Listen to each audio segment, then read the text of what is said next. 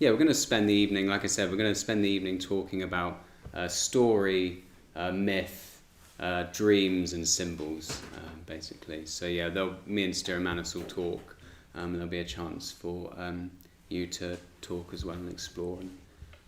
So yeah, we'll start off by talking about stories, basically, stories and myths.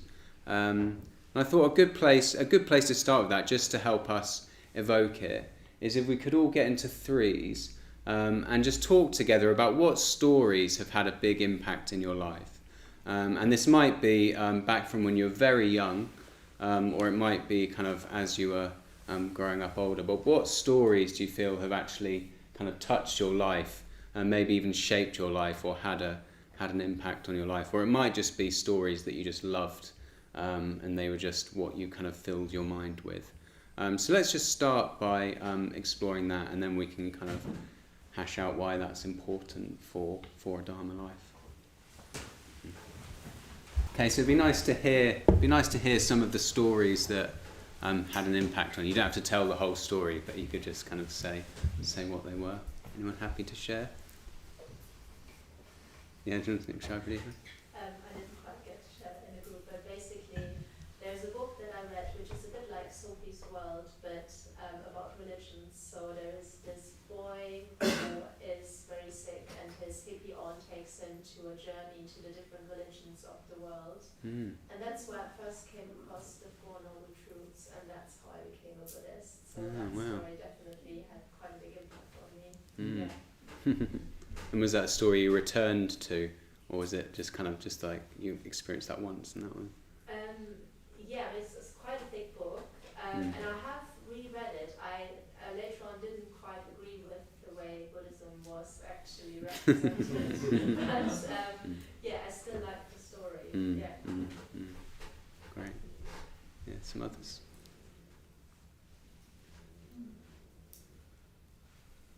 Yeah. I talked about the Odyssey. That's one of my favourite books. I've listened to it, the audio book, different versions many times, and I keep coming back to it again and again. I can't really describe why, but obviously it's full of really important, I kind of call them they're kind of like memes. There are these sort of acts in the story which seem to resonate now as they seem to have done for thousands of years. And I always really enjoy it, and it's always something I listen to when I've got some arduous work to do, and I can just dip in and out of it, and it's a timeless story. There's something about the Greek, something as foundational as Greek myth. It sort of becomes a reference point for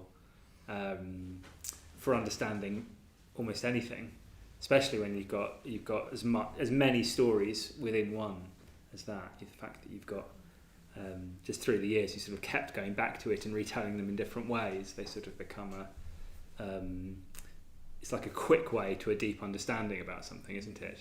To remember that story that we all know. Of course, less and less of us sort of know them now, unfortunately. But you get a sense, particularly reading Shakespeare or something, that it was a time where that was just what everyone knew, all those stories. So like a little phrase could point you to a whole sort of world of understanding that was shared. Maybe one more? Someone over there?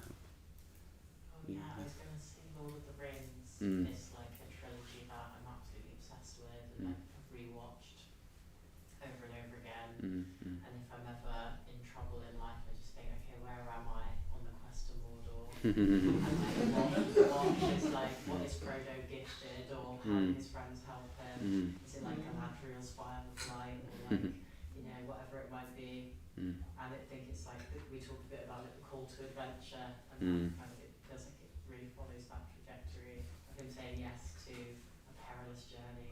It's a tale of friendship. Yeah, great. Yeah, and there's so much in there, isn't there? I might say a little bit about Lord of the Rings in a minute as well. But one thing I noticed in all of those three is like they're all a journey, aren't they? A lot of the best stories are in that frame of a journey, so it obviously speaks to something quite deep in the human mind or the human heart, that we really respond to this idea of a journey. There's one more over there.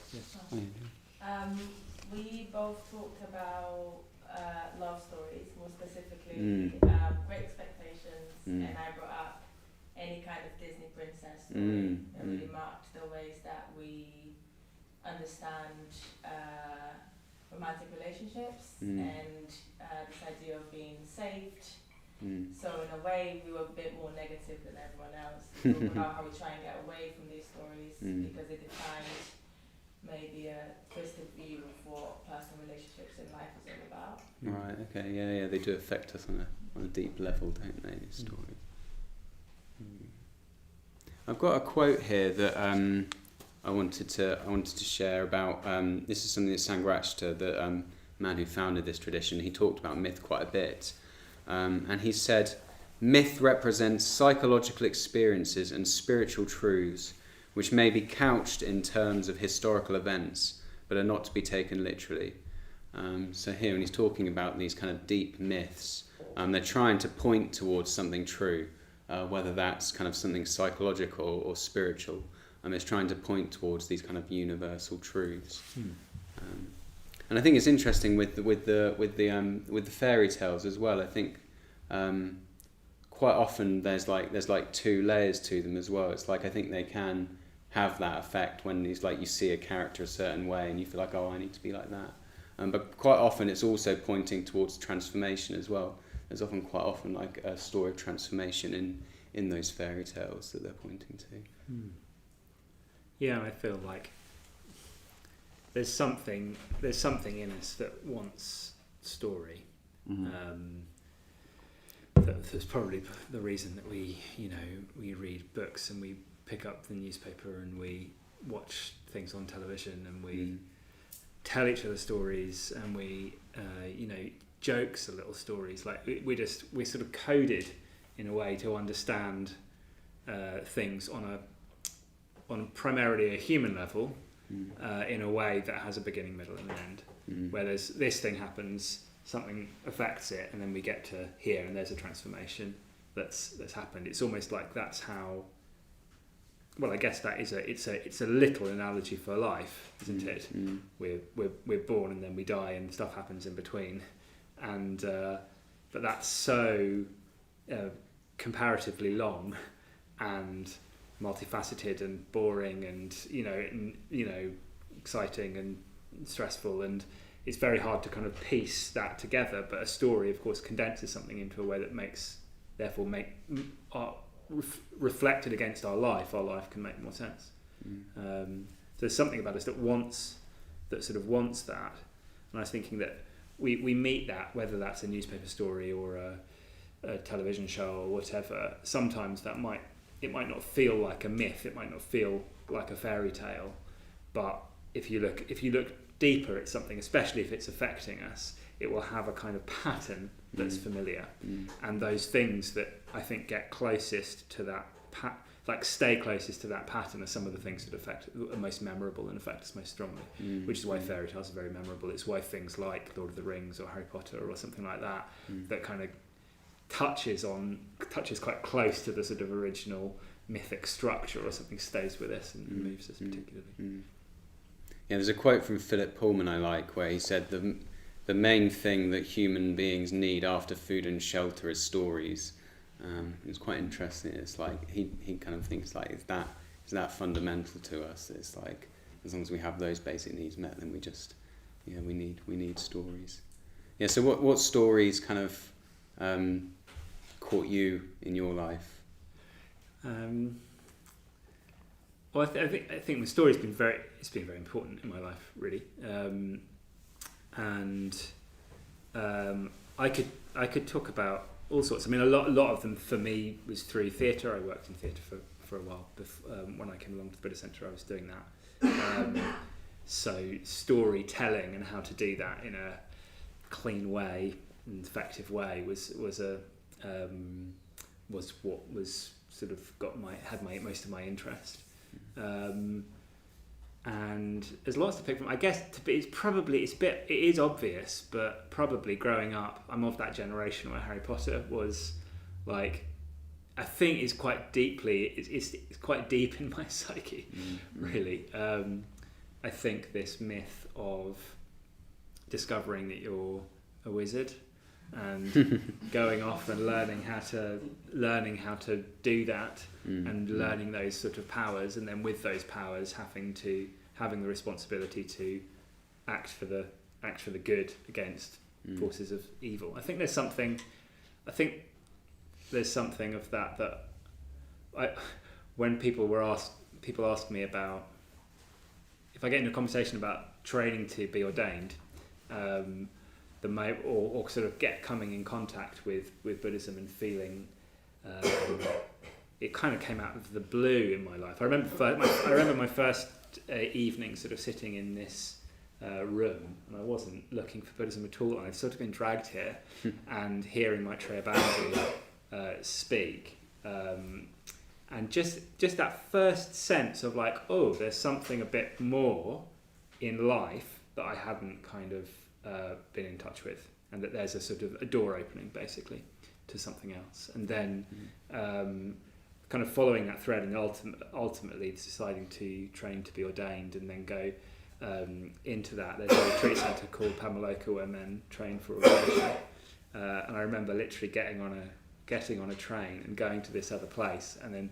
there were different sort of like retreats. There was like a retreat on Buddhist ethics, and there were different types of meditation retreats, and there were retreats on what the order was, and what on the sort of the altruistic ideal in Buddhism, and so on. And it felt like, you know, getting on the train to Hogwarts, and, you know, being prepared for charms and potions and all the different thing. The sense of like, and I think that gets at the fact that there's potential in life, and there's a potential in a sort of potential power in consciousness that can be unlocked and developed, and that's exciting. And the sense of like life being boring up until this point where you realise you actually are a wizard and you get to go to Hogwarts. I think it's a quite familiar thing of people, I think probably in our generation, of sort of kind of getting to that point of being like, come on, when's the owl going to knock on the window and tell me I really am a wizard and I get to go do that. I think it was almost like a sense of discovering the Dharma was a sense in my life of that happening. I think that was the kind of myth that sort of spoke to that. And it was sort of my way of understanding what was going on. Although I'm not, you know, I don't think I am literally a wizard, but one day maybe. What about? I think the one that comes to my mind most is Lord of the Rings. It's kind of like I still dream Lord of the Rings. It's like it's so in my psyche. But I think I was thinking about what is it about stories that really get to us? And I think growing up or even now, but it's like I think the stories that really get to us is because they galvanize our energy. There's like some stories that just kind of galvanize us in a certain way. And looking at when I was younger, it was like there was something about that story that made me want to like go into the woods and pick up a sword and go and find some things to go and like fight. It's like something of that like galvanizing energy. And I think there's so many different images in the Lord of the Rings that I could talk about, but there's one that's the image of, so like if anyone doesn't know, it's like Aragorn, who was born, he was like an heir of a king, but he was kind of a nobody. He just kind of went around as a ranger, so he's kind of like living in the forest and stuff. But there's this sword that is kind of in his line, but it's broken.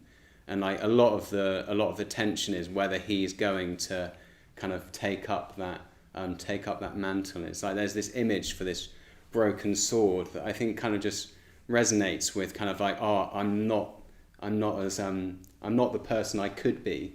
There's something where I could be, but I'm kind of fragmented or shattered, or I'm not together. And then at some point he kind of puts the sword back together and then takes up the role of the king. And I think there's something very deep in that image of kind of taking up our kind of birthright in a way, which I think is one of that image is one of the things that I think in Buddhism it kind of really galvanizes. It's like enlightenment. It's not some foreign thing far away from us. It's our birthright that we can take up if we choose to, but it takes work, and it takes like gathering. It takes, well, in Lord of the Rings he has to put the sword back together and wield it, but it's kind of we need to work on that. And so I think there's something of that image that it was so strong for me. Kind of the image of that sword when I was younger is so strong for me. I think there's something around. I can see echoes of that in the Dharma life. How's that? So I guess that's something that goes back to much earlier. How does it translate, or how does your relationship to stories kind of change as you get involved with Buddhist practice? Well, I think something I've really tried to do is I've tried to really take Buddhist stories as part of my practice, kind of reflecting on myths, include that as part of my practice. And I think something about it is it's this galvanizing of energy. There's one myth in particular that I think, or at least for the last couple of years, has been very strong of Padmasambhava. He's this kind of semi-mythic figure who went to Tibet to try and bring Buddhism to Tibet, but before he could do that, he had to go around Tibet transforming the local deities or the local demons. It's like they didn't want Buddhism to take root, so he had to transform them. But then rather than slaying them or slaughtering them or outlawing them, what he does, he goes around, he pins them down, he looks at them and he gives them their true name, and then they become kind of protectors of the Dharma instead. So it's a really strong image of transformation and kind of really looking towards the parts of our mind that aren't so easy to look at in a way, the kind of unruly parts of our mind.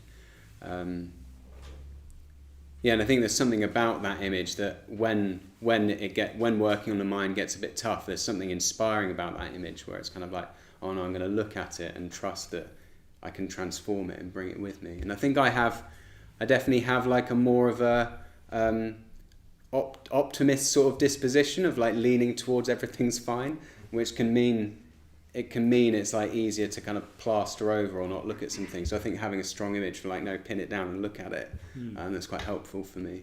Yeah. What about you? Yeah, I do. I mean, I really love. I think that Buddhism is. The Buddhist tradition is rich with stories, and I'm reading the Life and Liberation of Padmasambhava at the moment. I'm leading the men's intensive retreat, and we're going to be telling the Padmasambhava story. So I've been going back into that. And it's amazing. I mean, it's weird, but it's amazing.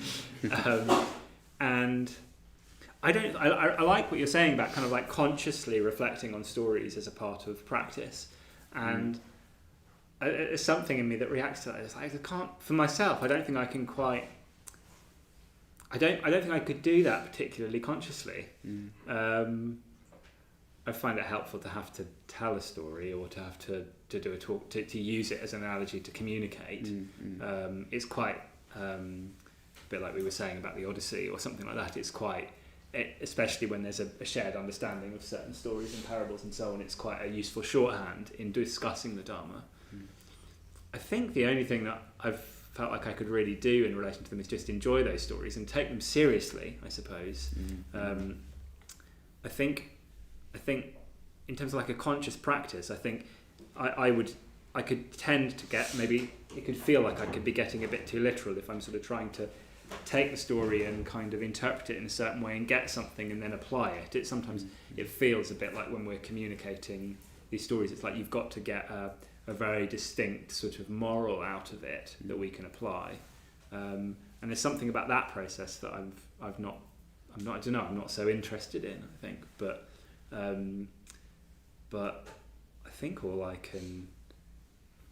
think in terms of like making this as a, like, what do we do with this?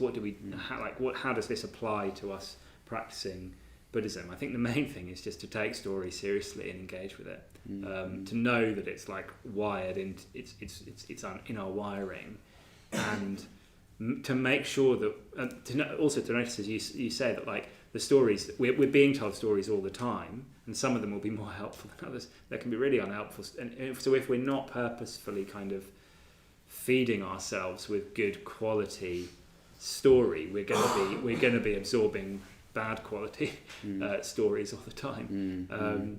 So I think something about taking that seriously and just trying to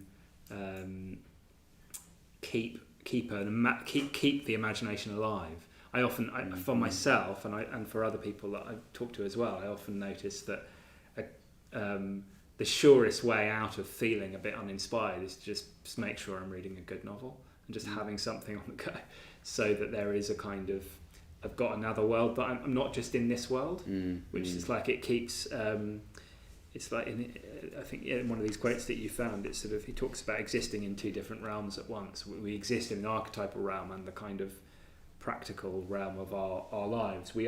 That is happening all the time, and our motivation and our feeling is going to be on this more sort of subterranean kind of archetypal level. And just by making sure I'm engaging with stories and reading stories, I'm sort of I'm making sure that side of my life is kind of happening as well. And yeah, engaging with Buddhist stories is perhaps a deeper way into the tradition than some of the conceptual teachings. At least from where we're at in encountering the conceptual teachings will take quite a while for us to really develop a relationship with, whereas stories can be really immediate and show us something. And I think with stories as well, there's kind of infinite depth in them, like there is with the conceptual teaching as well, but it's kind of like every time you come back to a story, like a year or two on, it's like you can find more depths in them, can't you? It's kind of that never-ending richness in them, really. So, but yeah, I think that it's interesting that kind of that deeper archetypal, metaphorical layer going on for us all the time. Yeah, we'll come back in the second half. We'll look more at that kind of layer, that layer of kind of archetypal, metaphorical layer. We'll look at dreams and we'll look at symbols. So let's go next door and have a cup of tea now, and then we'll be back in a second. Yeah, we're going to emerge from the tea break and back into the realm of myth, dream, and symbol. So I thought I'd start off with we kind of alluded to a quote from Sanghadharin about dreams. So I'm just going to read that out. So he says, "I've often thought that we have two parallel lives, a waking life and a dream life. We sleep for so many hours every night, and our sleep is always full of dreams, whether we remember them or not." So yeah, we've got these kind of two parallel lives going on. We exist on the level of this kind of everyday physical world, but also during that there's this parallel life running alongside, which is the dream life. So I just thought we could start off by getting back into threes and just talk about how do you relate to dreams. You don't have to relate in any particular way.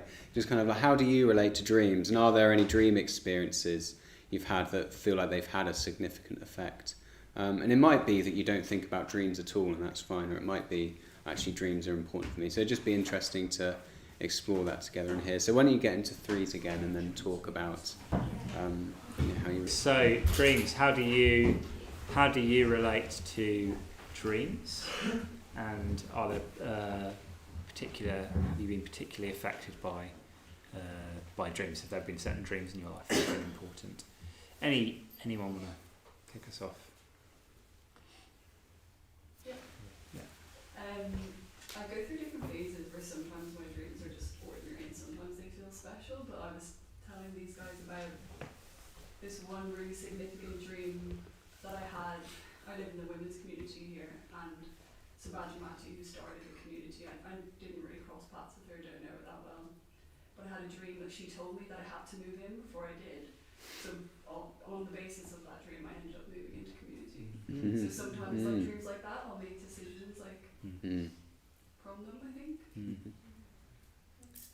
Yeah, so it can actually, like a dream can sometimes, it's like drawing out a decision in you that you didn't even know that you needed to make, but it sort of brings threads together to bring clarity in a way that if you're doing just a pros and cons list or something, it might not, but there's an immediacy, there's a sort of directness to it, isn't there?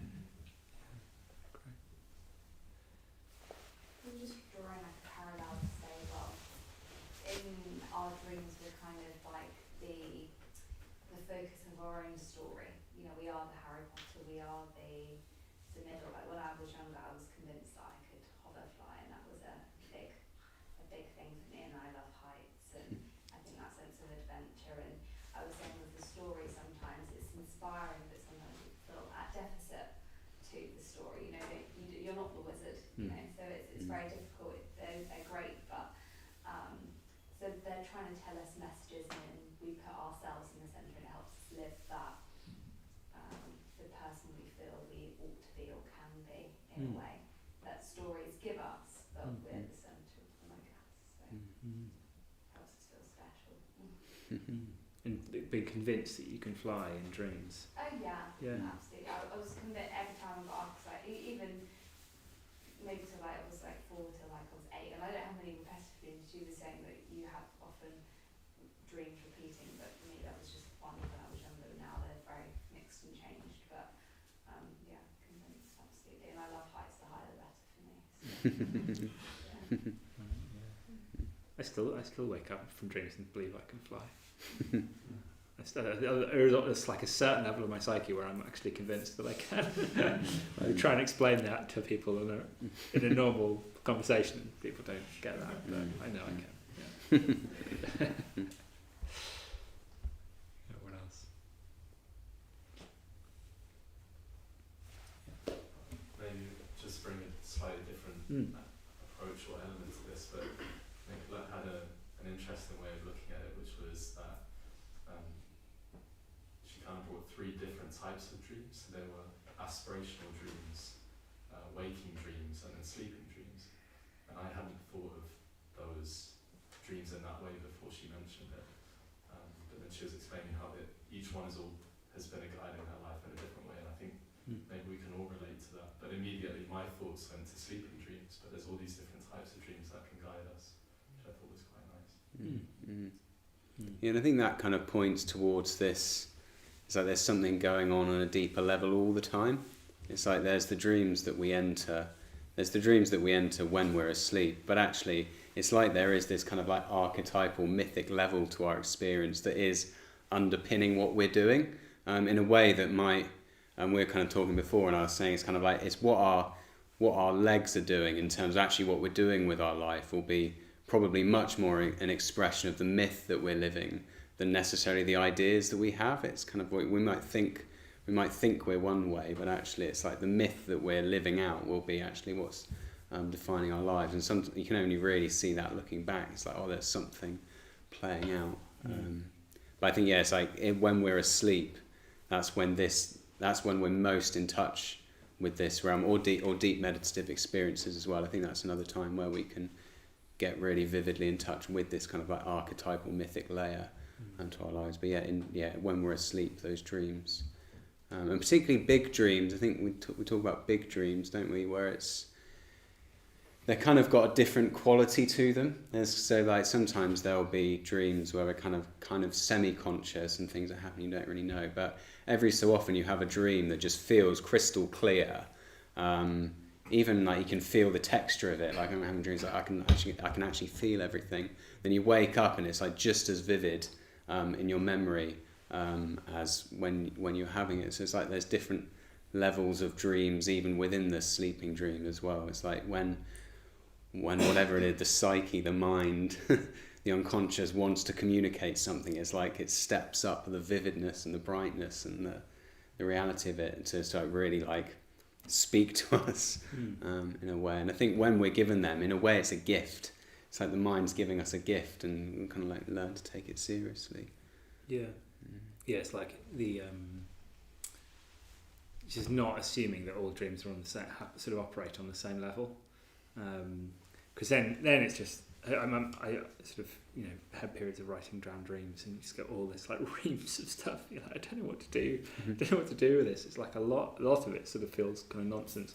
I'm sure if I was to sort of delve into it more deeply, there'd be interesting patterns and so on. But as you say, there are some things that seem to operate on a quite different level, where you can feel in touch with something more outside of yourself, or a kind of significance or a clarity of decision, or things like that seem to kind of appear more as kind of gifts, and as why they sort of show up when they do.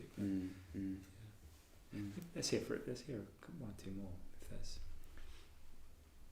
Quite obsessed Yeah. with dreams. I listened to this podcast about dreams, and it's helped me kind of understand what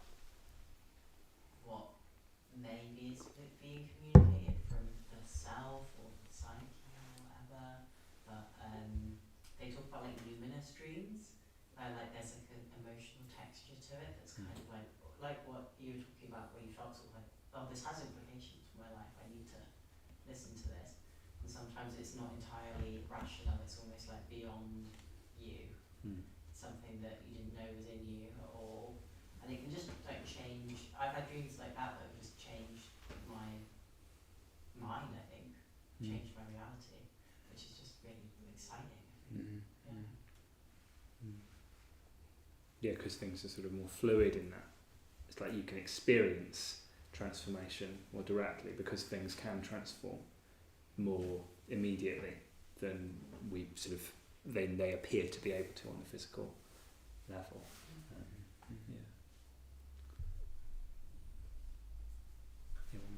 To talk about in dreams, you can go back to places that are now inaccessible to you or have disappeared, that mean a lot to you, or family members that you've lost.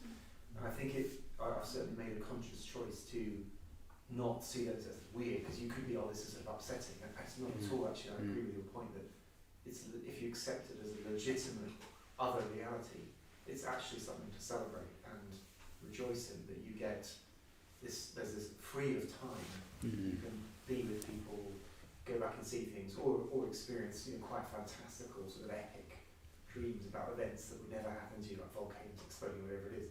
So I think you can be genuinely enjoy. You can make a conscious effort to really celebrate that experience.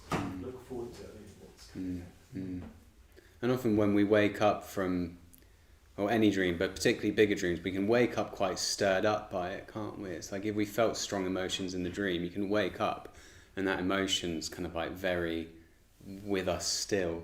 And it's like, in a way, it's like if we can tune in with that and we can stay with that, stay with the images of the dream, stay with the emotion, it's kind of like something's happening, and we can allow that to continue happening, so we can relate to it in a way that there is positive. Even if we wake up in a difficult emotion, it's like we can stay with that and allow it to process, or however we want to talk about it. It can be a very positive thing.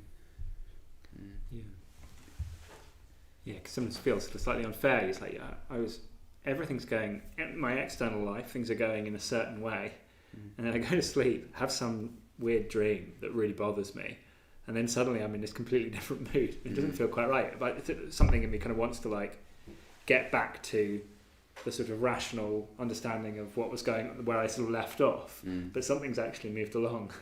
And I think it's that sort of integration of different levels of yourself that sort of, there's something that clearly wants to come together and be integrated. We just can't anticipate how that's going to play out. And it's kind of like the wilder the dream, quite often the more's going on as well, isn't it? You quite often get people's like first night on the retreat and everyone's like, God, my dreams have got weird.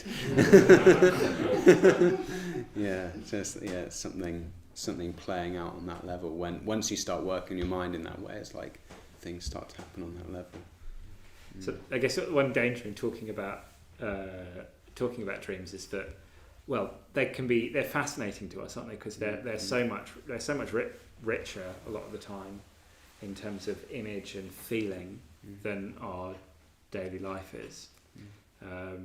But listening to other people talk about their dreams, frankly, is pretty boring.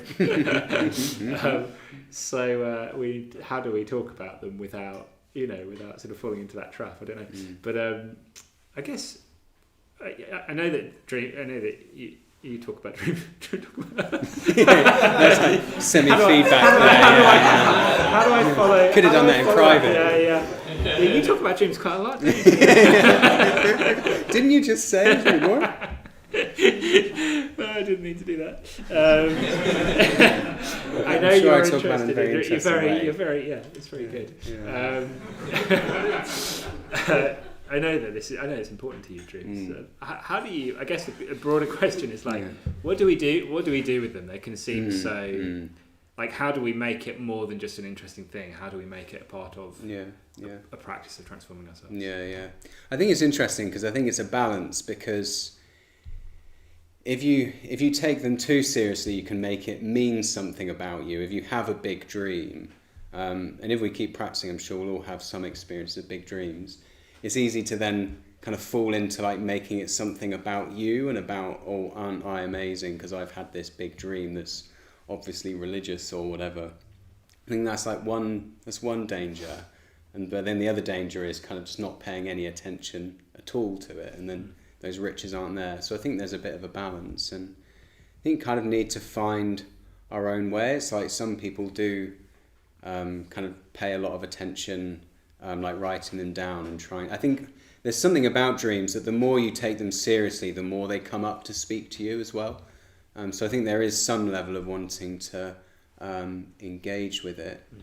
And I think it's kind of in similar to what Emily said. I think if there's a dream that's really telling you something, well, from the lens that I've taken on is if there's a dream that's really obviously telling me to do something, it's like a disservice to myself to not act on it in some way.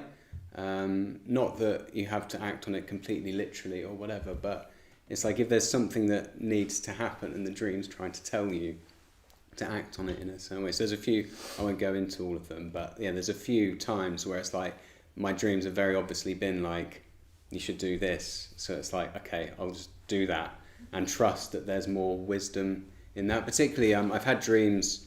Two of my most vivid kind of big dreams are of Maitreya Bandhu, who ordained me, just giving me very specific advice, which I particularly like practices to take up, and they felt so vivid and so important. It's just like, well, I have to listen to that in a way. And I spoke to him about it, and he was like, yeah, let's listen to that. And you want to as well. It's like I've had something similar, and particularly in relation to what meditation practice I was doing. So after ordination, we tend to take on a meditation on a particular Buddha or Bodhisattva figure.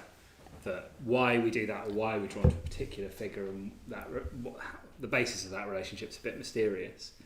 But the sort of the clue sort of emerging out of a dream. I've had that happen once as well, and it wasn't planned or anything like that. But there's also a sense of, it's almost like it unlocks a clarity. I wonder if this is your case with the moving into community thing, a sense of like, I would trust a dream when that comes with a sense of like, oh yes, that is what I wanted. It's like it's showing you something that you already knew. It's just that rather than kind of pushing you suddenly off course against your will or whatever, although it might feel like a shock. Yeah, and I guess there's dreams that will be like have quite a specific message that might be helpful, but there'll also be dreams where it's not completely clear, but the image, like the symbol in it in a way, is so vivid and so evocative that you kind of just need to dwell with the image and just trust that the image will have an effect. There was one. It was shortly after getting my invite to get ordained. So you ask for ordination, then you train, and at some point you're invited. And I had this dream where there was a volcano, and in the heart of the volcano there was all of these Buddhist statues made of gold. But to get there, I needed to erupt the volcano. And that was such a strong image for me. So in a way, I didn't know what to do with it, but I just dwelt on the image and just like brought it to mind a lot. And kind of just the image itself felt like it was having the effect it needed to have. It's like I couldn't quite tell you, this image was telling me this, so I needed to do that. But it's just by dwelling on it, it's like, there's something going on. And that's the image for it. So I think if we ever have kind of strong like symbols in a way, kind of a symbolic encounter in whatever way, if there's an image that has that kind of strong effect, kind of just staying with that without trying to decipher it and just let the image have its effect, which in a way that's what we're meant to do with these images as well. In a way, it's obviously we can learn about the Buddha, we can learn about Buddhist iconography, but what we're meant to do is just dwell on them and kind of like be with them, let those images kind of affect our being on a much deeper level than we'll know really. Like these images, they speak to us on such deep levels, you won't be able to explain it, but by dwelling on it, it has that transformative effect.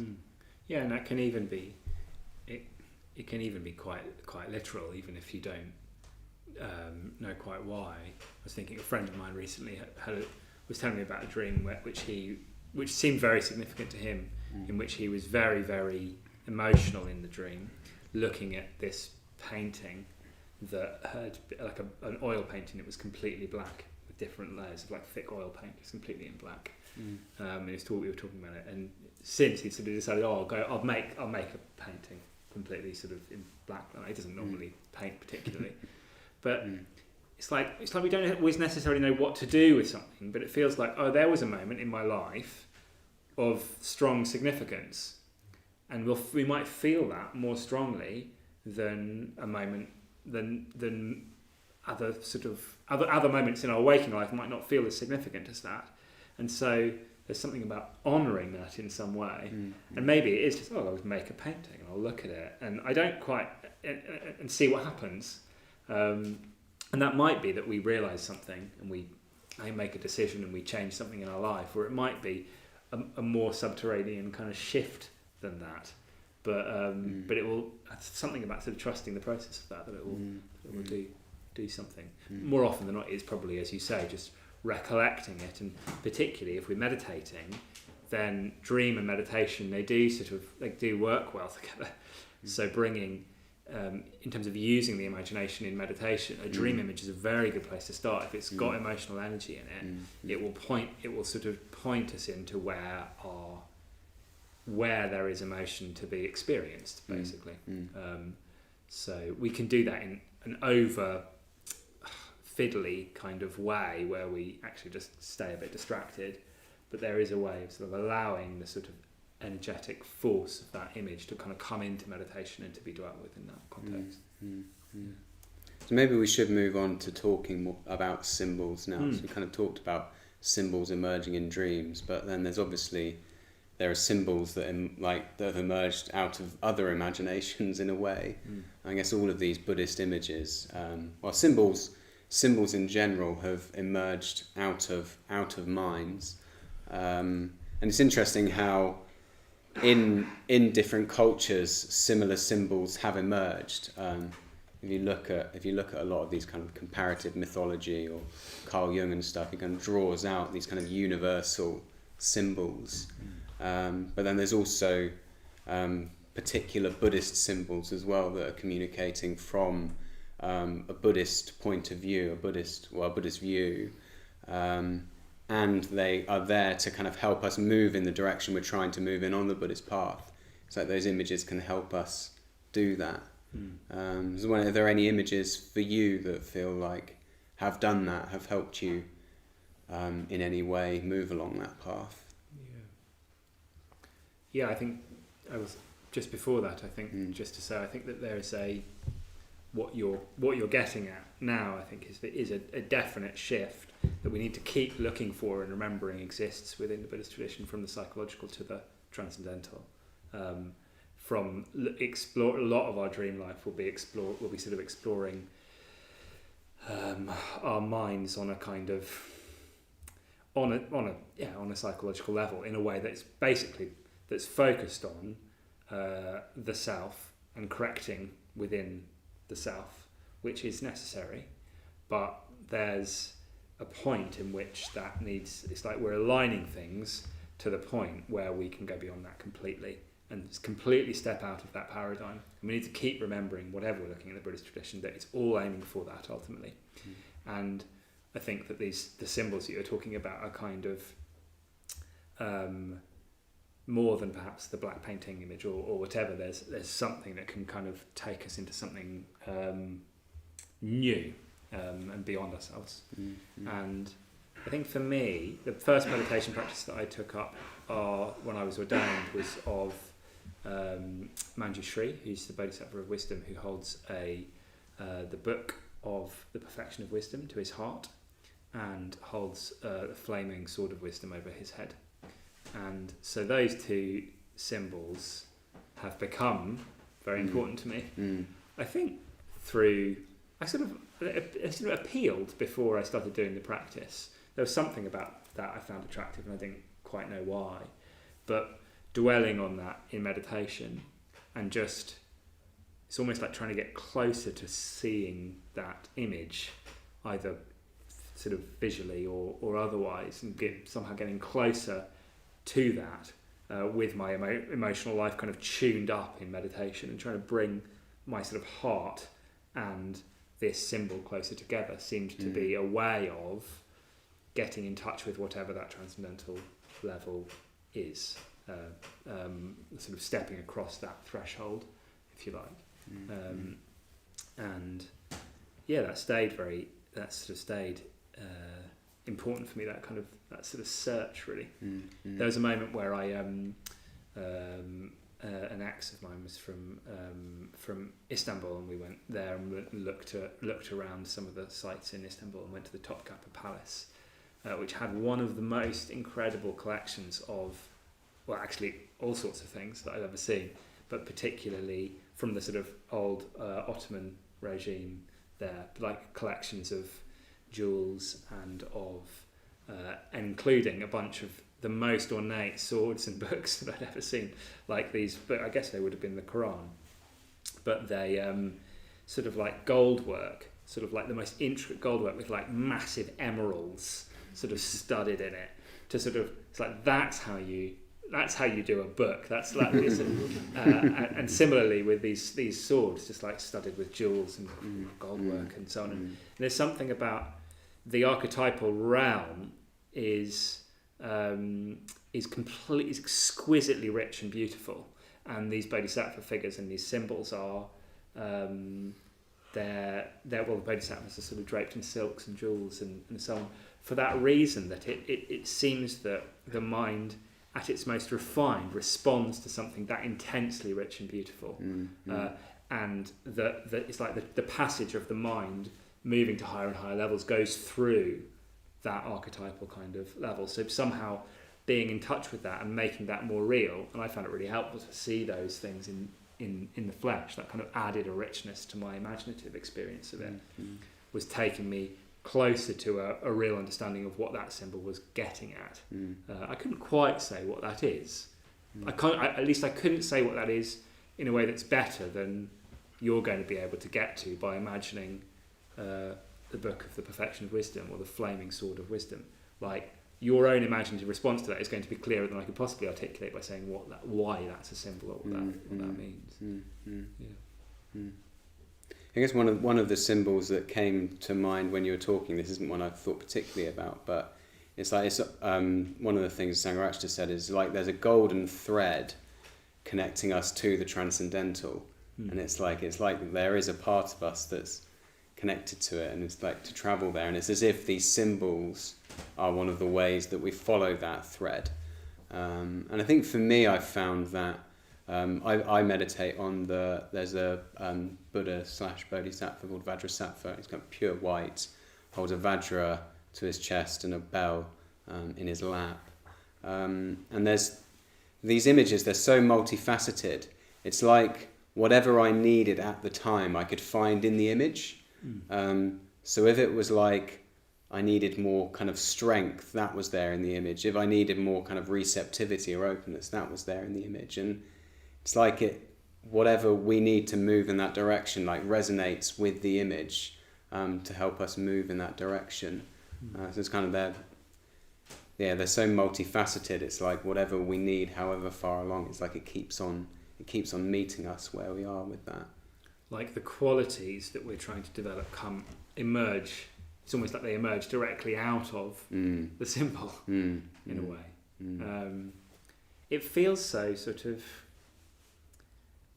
I found when I started to meditate more in this way, it felt like a cheat or something. It felt like I'd been used to engaging with meditation as something that requires a sort of self-willed kind of effort, really trying to stay with the breath, and that's really, really important. And it's really important as a basis and as an ongoing kind of practice and a basis. But there was something about realizing that all of that is kind of like putting down the groundwork for qualities to emerge that I'm trying to develop in myself, whether that's wisdom, compassion, energy, whatever it is that that the enlightened mind sort of contains within it, and that might be motivating us to want to practice, we can kind of, there's a point at which we can just start to come into a very direct relationship to it. So that rather than needing to sort of do all the things to make myself a certain way so that things can emerge, it's like I can just actually just meet that kind of head on. What can we do that from right at the start of our Buddhist practice?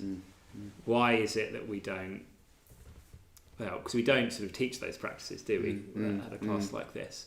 Why is that? And can we kind of still relate to things in that way? Well, I think what I'd encourage anyone to do is to just kind of take in more Buddhist imagery, because in a way the practices are taught, the specific sadhana practices are taught at ordination, but at any point we can be filling our mind with Buddhist images and letting them have an effect in a way. It's kind of, from very early on I had like a Buddha image in my room, and I know that had a strong, I think buying my first Buddha Rupa had like a significant shift in my mind in a way. It like communicated something to me, having that symbol in my home. And I've still got that Rupa, and it still has a sort of important resonance with me. And yeah, it's like we can get images and we can buy ritual items and hold them, and all of that sort of way of engaging it can just enrich our practice, even if there's no formal way of engaging in it. Yeah, I feel like, because some people this will be like really exciting and like totally gels with how our mind kind of works, and it's just sort of, that's great. And for some of us, we might just not, there'll be very different temperaments, and some people this way of practicing might not immediately appeal or something. But I think, however it is, it's interesting you're talking about the Buddha and having a Buddha image in your home. I think that is the sort of central image. There's a reason that we do everything in a room like this with an image of the Buddha here. I think for me, first coming here, I wanted to learn to meditate. I wasn't interested in Buddhism. And yet I would sort of hear, we'd be meditating, and I'd be listening to what teachers were saying and sort of resonating with lots of it and so on.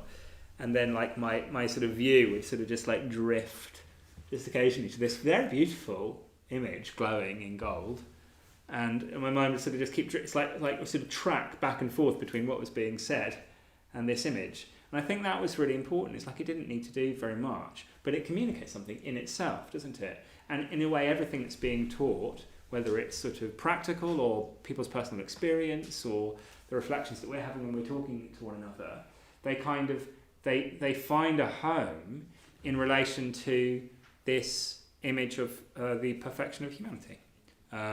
We can sort of see in this beautiful image that there's something of human nature at its perfection that's wrapped up in it, and we'll be working out for ourselves what that is and what that means in our lives. But we need to keep grounding it in an image. So swords and books and vajras and so on. It's like to begin with, that might feel a little bit sort of foreign. There's a lot more in the Buddhist tradition to be unpacked and discovered, and some of it we might respond to quickly, and some of it we might not.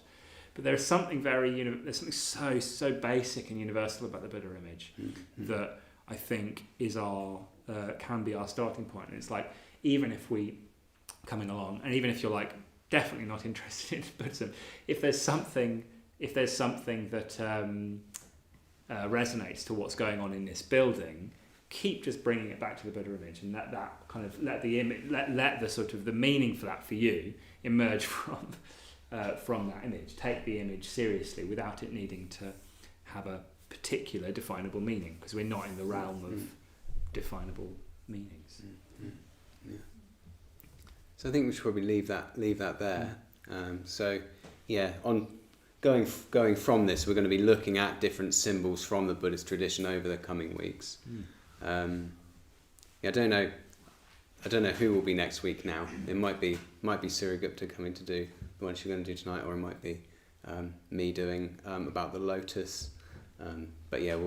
I don't know. It might change, but there'll be something next week, and we'll be talking about symbols. But yeah, really nice to be here with you tonight.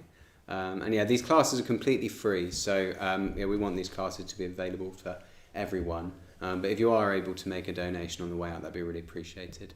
But yeah, I hope you have a good journey home, and hopefully see you soon. Yeah, nice to see you.